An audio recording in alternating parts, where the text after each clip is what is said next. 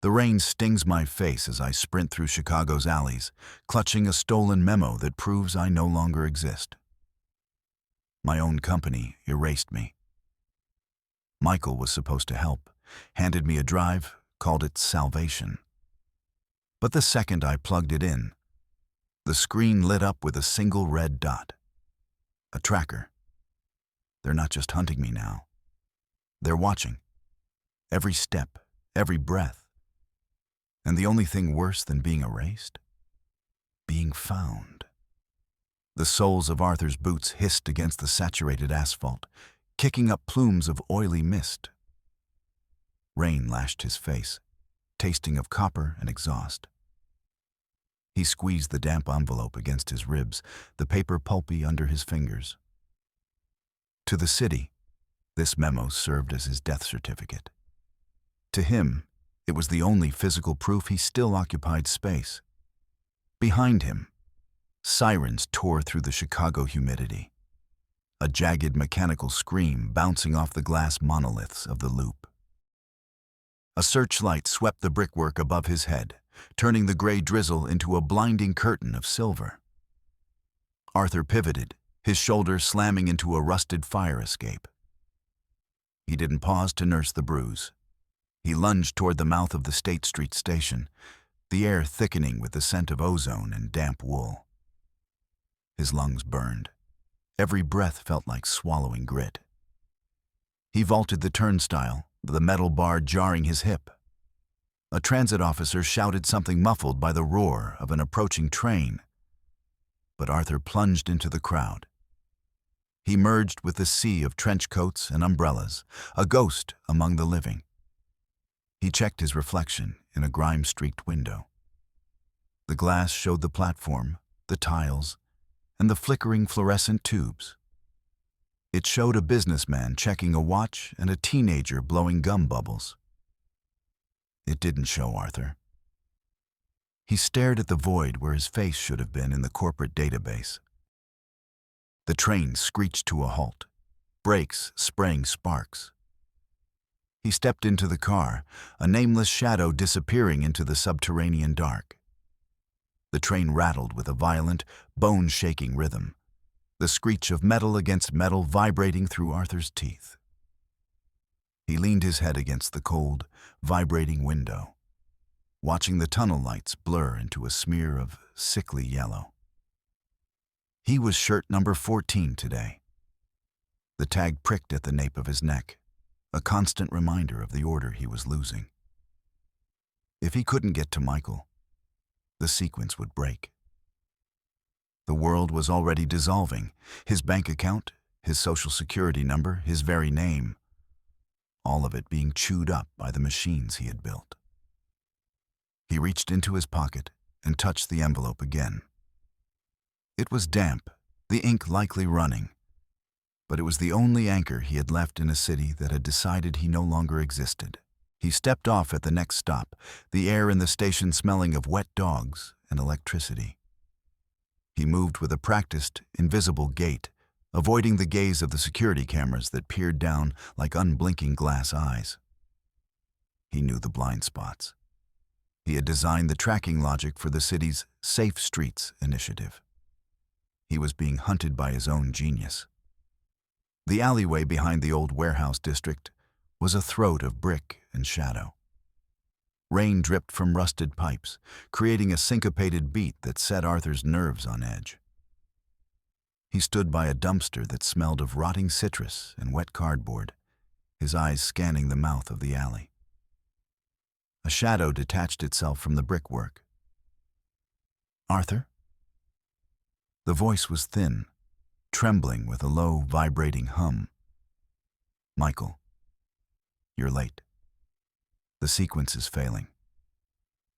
Michael Davis stepped into the dim light of a flickering street lamp. He looked smaller than Arthur remembered, his shoulders hunched as if he were trying to disappear into his own coat. He was humming. That low, mournful funeral dirge that always signaled his conscience was losing a fight. He didn't look at Arthur's face. His eyes were fixed on Arthur's scuffed boots. "I have it," Michael whispered, his hand shaking as he pulled a small, silver rectangle from his pocket. The original code. The stuff Julian tried to overwrite. It's all here, Arthur. Every line, every digital signature. It proves you're the architect. Arthur reached for the drive, his fingers grazing the cold metal. This is the only way back, Michael. Once I upload this to the public record, the erasure fails. The system has to recognize the creator. I'm sorry, Michael murmured, the hum growing louder, a buzzing sound like a trapped hornet. I'm just so tired of being afraid. Before Arthur could ask what he meant, the wet slap of tires on pavement echoed through the alley. A black SUV, its headlights extinguished like the eyes of a predator, swung around the corner. The engine growled, a low-frequency vibration that Arthur felt in his marrow. The doors flew open before the vehicle even came to a full stop. Two men in charcoal tactical gear stepped out, their faces obscured by the shadows of their caps. They didn't carry badges. They carried heavy, weighted batons that hummed with a subtle electric charge. "Secure the asset," one of them barked. Arthur didn't wait for the logic to catch up. He lunged. He swung his heavy laptop bag with a desperate, sweeping motion, the corner of the case catching the first guard in the ribs with a sickening thud. The man grunted, the air leaving his lungs in a sharp hiss. Arthur didn't stop to celebrate. He felt a baton whistle past his ear, the air crackling with static. He dove toward a stack of wooden pallets, his fingers clawing at the rough wood. He shoved with every ounce of adrenaline-fueled strength he possessed. The pallets tipped, a cascading crash of splintering timber that pinned the second guard's leg to the oil-slicked concrete. "Run!" Michael screamed. But he wasn't moving. He was shrinking back into the darkness. Arthur scrambled toward a heavy steel garage door that was slowly descending at the end of the alley. He could hear the heavy boots of the first guard recovering, the scrap of metal on stone. He slid on his belly, the wet grit of the pavement tearing at his white shirt. Shirt number 14. Ruined, the sequins shattered. He rolled under the jagged metal lip of the door, just as it slammed shut with a bone-jarring boom. He lay in the dark, gasping for air that smelled of old grease and stagnant water. He clutched the silver drive in his fist. He had it. He had the truth. He waited until the sound of the SUV faded before he moved. He found himself in a cavernous, abandoned parking structure, the fluorescent lights overhead flickering in a jagged, uneven strobe. Pop hiss, pop hiss. He made his way to the street, keeping to the shadows of the skyscrapers. He needed a terminal. He needed to see the code. The public library on 5th was a tomb of silent stone and decaying paper. Arthur sat at a corner terminal in the basement, the air conditioning humming a sterile, freezing tune. He plugged the drive into the port. His heart hammered against his ribs like a bird in a cage. He expected to see the familiar architecture of his life's work, the elegant, cascading logic of the Vance-Miller core. Instead, the screen remained black for 3 long seconds. Then, a single red dot appeared in the center of the monitor. It pulsed. Arthur's blood turned to ice. He didn't see lines of code. He saw a map of the library. He saw a blinking cursor over his exact location. The drive wasn't a storage device. It was a beacon. It was broadcasting a high-frequency signal to every tower in the city. Michael hadn't given him a lifeline. He had given him a leash. He ripped the drive from the port, but the damage was done. Outside, the distant wail of sirens began to rise, a chorus of mechanical hunters closing in. He bolted from the library, the freezing rain now a torrential downpour that turned the streets into rivers of black glass. He needed money. He needed to disappear. He stopped at a glowing blue ATM, sliding his card into the slot with trembling fingers. PIN required. He typed the numbers, the date of his father's birth, the only number he never forgot. Invalid account. He tried again. The machine whirred, a mechanical taunt. Account closed. Contact administrator. The screen flickered, and suddenly his own face stared back at him from the monitor. It wasn't his professional headshot. It was a grainy, distorted image from a security camera, labeled in bold red letters. Wanted, Arthur Vance. Armed and dangerous. Known to be suffering from severe psychotic break. Across the street, in the window of an electronics shop, a wall of televisions broadcast the same message. A news anchor with perfectly symmetrical hair was speaking, her voice a muted murmur behind the glass. Former CEO Arthur Vance remains at large. Sources within the company suggest Vance became violent after his termination, stealing sensitive hardware. Public is advised not to approach. He was a ghost, and now he was a monster. The city was no longer a grid. It was a trap. Subverted Beat 2.2. Arthur stood in the rain, the cold seeping into his bones, and thought of the one person who still owed him the truth. Sarah Johnson, his lead counsel, the woman who had drafted his first contract and spent 1,000 lunches discussing the moral imperative of data. Sarah was a creature of logic, of law. She would see the illegality of the erasure. She would have the records. He navigated the back alleys to her firm's high-rise. Slipping through a service entrance he knew stayed propped open for the evening cleaning crews. He rode the freight elevator to the 40th floor, the smell of industrial bleach stinging his nostrils. When he reached her office, the lights were still on, a warm, amber glow spilling onto the plush carpet. Sarah sat behind a desk of polished mahogany, her charcoal suit as crisp as a fresh bill. She didn't look up when he entered. She was logging something into her tablet, the stylus tapping the screen with a rhythmic, clinical sound. "Arthur," she said, her voice a calm, icy whisper. "You look terrible. You're dripping on the Persian rug."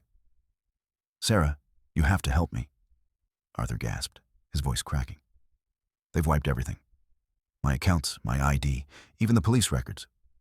Michael set me up with a tracker. You're the only one with the original filings. You have the paper trail." Sarah finally looked at him. There was no pity in her eyes, only the flat, analytical gaze of a hawk. "I took the liberty of reviewing your file this morning, Arthur. It's quite extensive. The board has provided evidence of several, shall we say, unauthorized withdrawals from the pension fund, all signed by you." "That's impossible. I never touched that money. Julian is forging the signatures." Sarah sighed, a soft, weary sound. She reached into her drawer and pulled out a thick folder. "I have the documents right here, Arthur. The ink is yours. The digital thumbprint is yours. I've spent 10 years protecting you, but I cannot protect a man who burns his own house down." She stood up, walking around the desk. For a moment, Arthur felt a surge of hope. She was coming toward him. She would put a hand on his shoulder, tell him this was a test, and lead him to the safe. She reached out and straightened his collar, her fingers cold against his skin. "I've already filed the paperwork to dissolve our attorney-client relationship," she whispered. "Conflict of interest. I've been retained by Julian and the board to handle the transition. You need to leave, Arthur, before I'm legally obligated to call the guards." "Sarah, please. You know me. You know I didn't do this." "I know the data, Arthur. And the data says you don't exist anymore." She tapped her tablet once more. Transaction. Apology. "I'm sorry it came to this. Truly." The door behind Arthur opened. 2 large men in blue uniforms stood there, not the police, corporate security. Sarah hadn't waited for him to leave. She had already called them. The realization hit Arthur like a physical blow to the stomach. She wasn't just refusing to help. She had traded him for a seat at Julian's table. He was the liability she was finally settling. His legs felt weak, the room tilting as the guards moved in.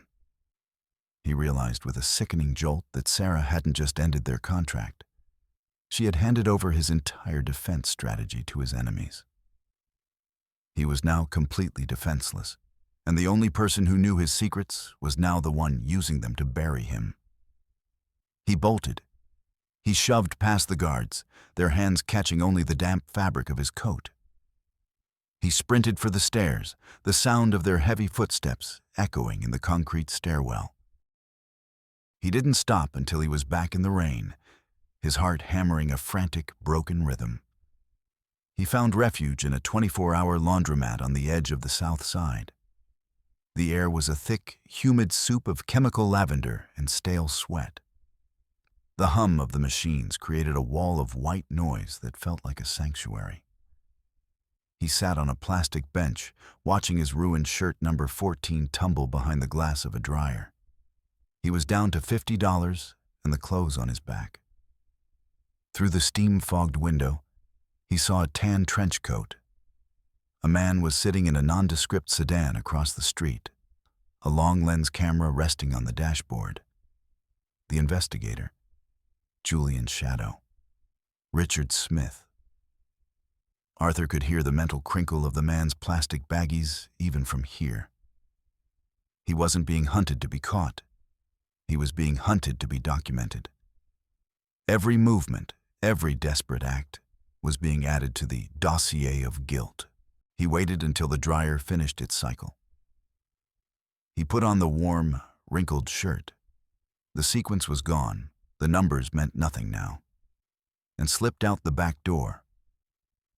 The CTA station was a hive of activity, the evening commuters moving in a gray, faceless mass. Arthur spotted the tan trench coat 50 yards behind him. He moved with the crowd, his mind calculating the timing of the blue line.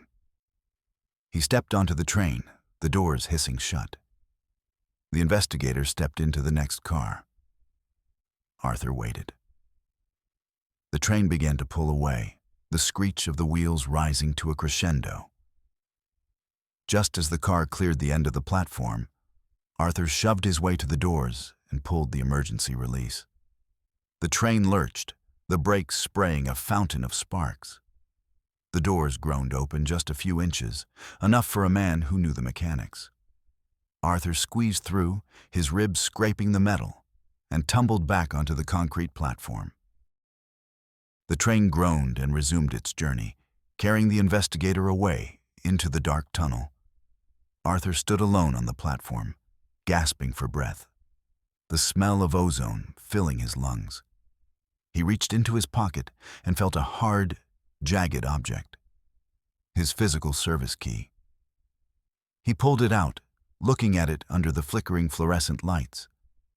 It was a heavy brass key, a relic from the days when Vance-Miller was just a 2-room office. But there was something wrong. A sticky, translucent residue coated the teeth of the key. He rubbed it between his fingers. It smelled of bitter almonds and industrial solvent. A memory flashed. Julianne leaning in close at their last meeting, clapping him on the shoulder, his knuckles popping in that rhythmic 5-pop sequence. Julianne had reached for the key, joking about how old school it was. He had tried to swap it. He had failed. But he had coded the original in a chemical tracker. Arthur didn't throw it away. He looked at the serial number etched into the side. He found a public terminal in the station's mezzanine, his fingers flying across the keys. He didn't look for his own files. He looked for the key's registration in the city's infrastructure logs. The data that scrolled across the screen made the world go silent. The key wasn't just for a door. It was a master hardware override for the city's new smart grid. The very system Julian was currently pitching to foreign investors. Julian wasn't just stealing the company. He was selling the backdoors to the city's power and water systems to the highest bidder.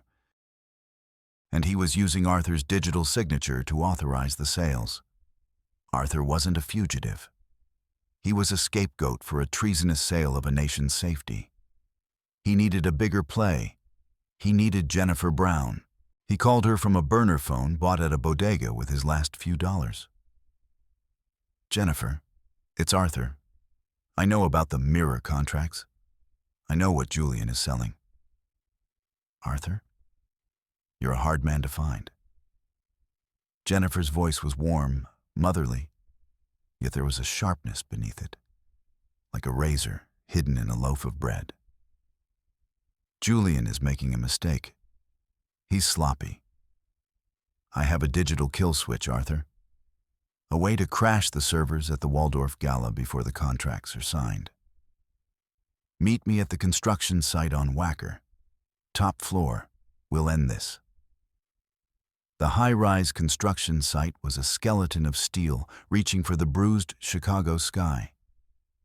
Arthur climbed the ladders, the wind howling through the hollow pipes like a choir of the damned. His hands were raw, the cold metal biting into his palms.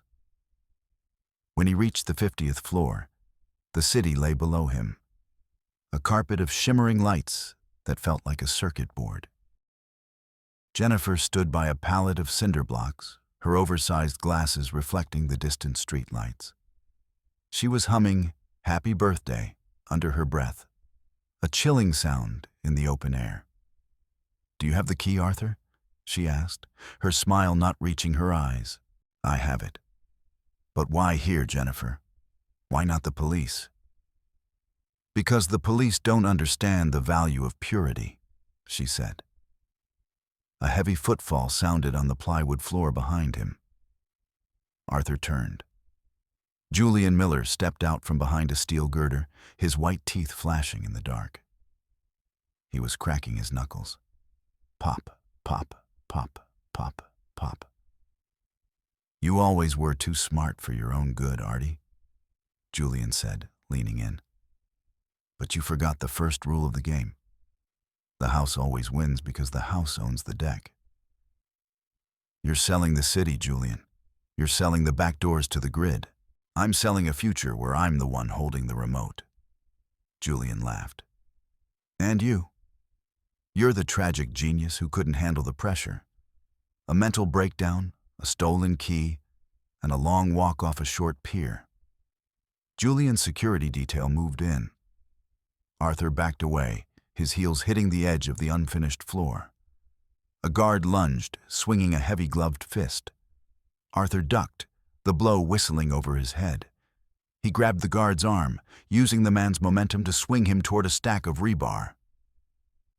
It was a chaotic, desperate dance. Arthur fought with the strength of a man who had nothing left to lose. He dodged a baton, his shoulder slamming into a support beam. He felt the world tilt as he slipped on a patch of ice, his body sliding toward the abyss. He screamed, his fingers clawing at the air, until they caught a greasy hoist cable. He swung out over the 50-story drop, the wind tearing at his clothes, before slamming back onto the level below. He scrambled up, gasping, and found himself face to face with Julian near the edge. "Give it up, Julian. The FBI will find the contracts." "What contracts?" Jennifer Brown stepped forward, pulling a sheaf of papers from her bag. "You mean these? The ones where you confess to the embezzlement?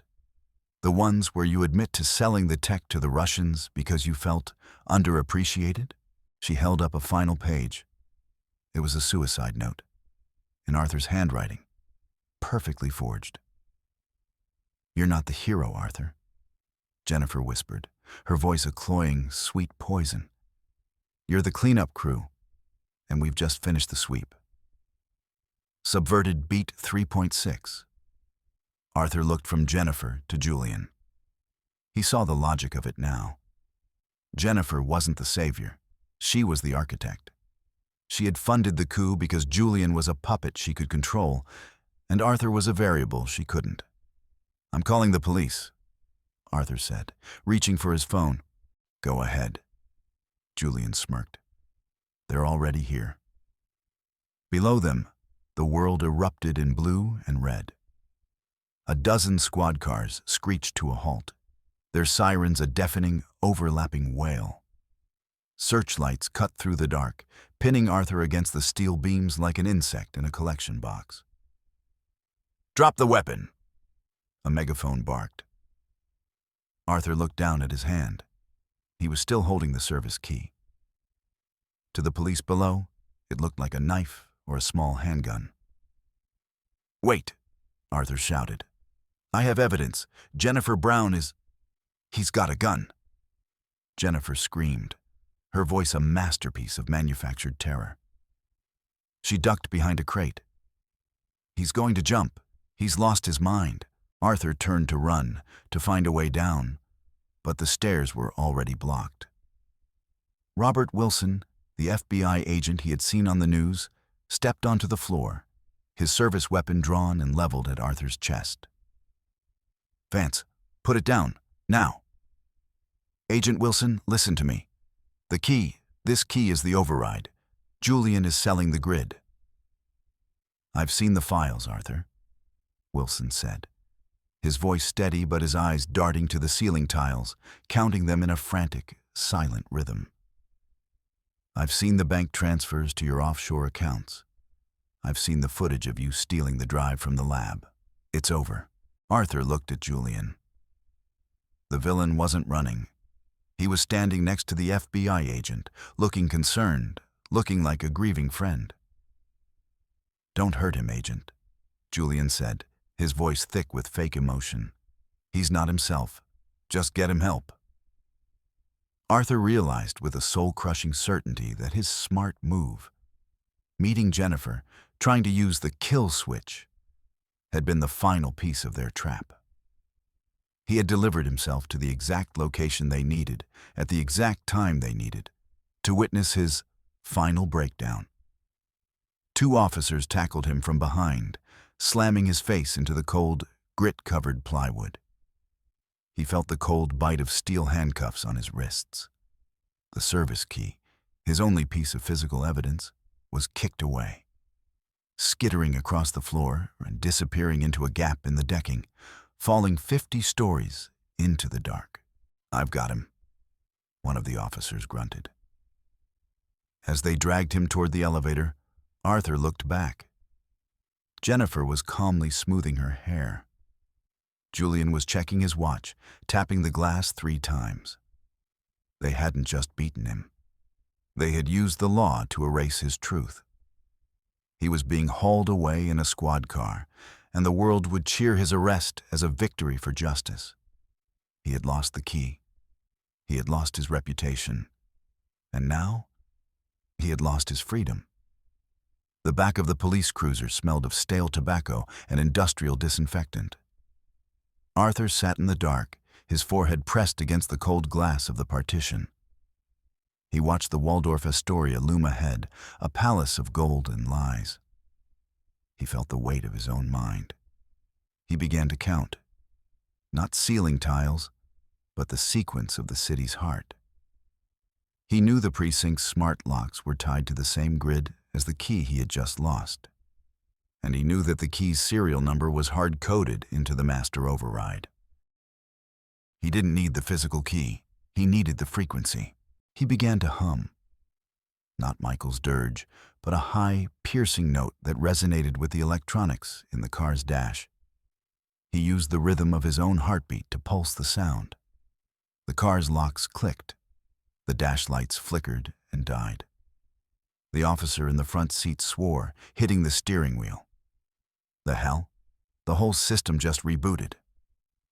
In the moment of electronic chaos, as the precinct's smart gates swung open due to a critical failure, Arthur didn't wait. He rolled out of the moving car as it slowed for a red light, his body hitting the asphalt with a bone-shaking jar. He disappeared into the steam of a maintenance manhole before the officer could even unbuckle his seatbelt. He moved through the tunnels, the breath of the city hot and smelling of sulfur in his face. He emerged in the kitchens of the Waldorf, a ghost in a white shirt. He found a server's jacket, the black wool scratching his neck. He grabbed a tray. The ballroom was a sea of silk and expensive perfume. Julian was on stage, the mirror logo glowing behind him like a halo. "We are not just building tech," Julian proclaimed, his voice booming through the speakers. "We are building a reflection of our best selves. Transparent, secure, ours." Arthur moved toward the tech booth. The engineers were distracted, watching the spectacle. He didn't use a hack. He used a physical bypass, a wire he had pulled from a toaster in the kitchen. He jammed it into the main projector's feed. A spark erupted, the smell of scorched dust filling the booth. The screens behind Julian didn't show the promotional video. They showed the contracts. They showed Sarah Johnson's signature on the legal loopholes. They showed the foreign bank account numbers. And they showed the footage Arthur had recorded on his phone during the fight on the high-rise. The audio of Jennifer Brown admitting to the frame-up. The room went silent. The only sound was the rhythmic pop of Julian's knuckles as he realized the world was finally looking at him. Arthur didn't stay to watch the arrest. He didn't wait for the FBI to apologize. He walked out the service entrance, the rain finally stopping, the air smelling of wet stone and possibility. Months later, the city was still the same, jagged, cold, and fast. But in a small, modest office in a neighborhood where the trees actually grew, a new sound echoed. It wasn't a hum of fear or a pop of lies. It was the steady, rhythmic clack of a keyboard. Arthur Vance sat at his desk, his white shirt, number 1 of a new sequence, perfectly aligned. Across from him sat Elizabeth Taylor, the teacher who had refused to give up on him. She was writing a grocery list, the scratch of her pen a comforting anchor.